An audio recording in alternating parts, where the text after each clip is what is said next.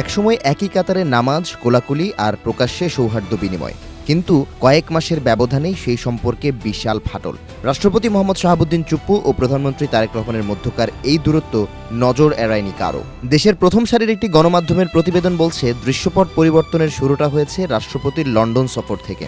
মে মাসে চিকিৎসার জন্য যুক্তরাজ্যে যান রাষ্ট্রপতি। সরকারি দায়িত্বের পাশাপাশি পরিবার ও সফরসঙ্গীদের নিয়ে তার 9 দিনের সফর নানা কারণে আলোচনায় আসে। সফরে চিকিৎসার বদলে মনোরঞ্জনকে প্রাধান্য দেন রাষ্ট্রপতি। কেনাকাটা করতে সরকারি প্রোটোকলে 7টি গাড়ি নিয়ে ঘুরে বেড়ান লন্ডনের অভিজাত মার্কেটে। বিশাল বহর নিয়ে অবস্থান করেন বিলাসবহুল হোটেল হিলটনে। 2 দিন অবস্থানের পর ওঠেন আরেক বিলাসবহুল রিসোর্ট বেডফোর্ড লজে। 2 ডজন সঙ্গী সমেত এই সফরের খবর ছড়িয়ে পড়লে অস্বস্তিতে পড়ে সরকার।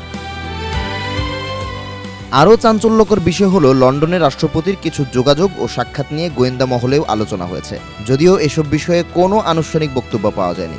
এর কয়েকদিন বাদে জাতীয় ঈদগাহে একই কাতারে নামাজ পড়েন রাষ্ট্রপতি ও প্রধানমন্ত্রী। তবে ঈদুল ফিতরের মতো ঈদুল আজহার জামাতে এই 2 ব্যক্তির পাশাপাশি দাঁড়ানোর ব্যবস্থা করা হয়নি, যা থেকেই বিতর্কের সূত্রপাত। এর কয়েকদিন বাদে বাজেট অধিবেশন শুরু করতে জাতীয় সংসদে পৌঁছান রাষ্ট্রপতি।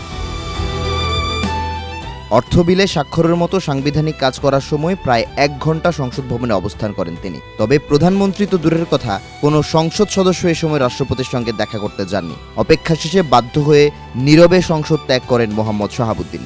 জাতীয় নির্বাচনের আগেই রাষ্ট্রপতি জানিয়েছিলেন তিনি পদ ছাড়তে আগ্রহী এবং নির্বাচন সম্পন্ন হলেই বঙ্গভবন থেকে বিদায় নিতে চান।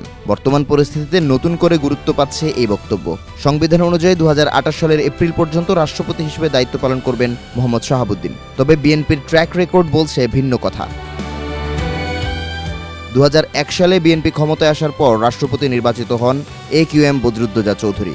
সরকারের সঙ্গে মতবিরোধের জেরে মাত্র 7 মাস পর পদত্যাগে বাধ্য হন তিনি। মোহাম্মদ শাহাবুদ্দিনের ক্ষেত্রেও একই ঘটনা পুনরাবৃত্তির শঙ্কা থেকেই যাচ্ছে। তবে বিএনপি মহাসচিব মির্জা ফখরুল ইসলাম আলমগীর বলেছেন, সরকার ও বঙ্গভবনের সম্পর্ক পুরোপুরি সাংবিধানিক কাঠামোর মধ্যেই চলছে। তবে পরিস্থিতি যেভাবে এগোচ্ছে, রাষ্ট্রপতির পদত্যাগ কিংবা অপসারণ যেটিই হোক না কেন, সাধারণ জনগণের পক্ষ থেকে বিরোধিতা দেখা যাবার মতো তেমন সম্ভাবনা নেই।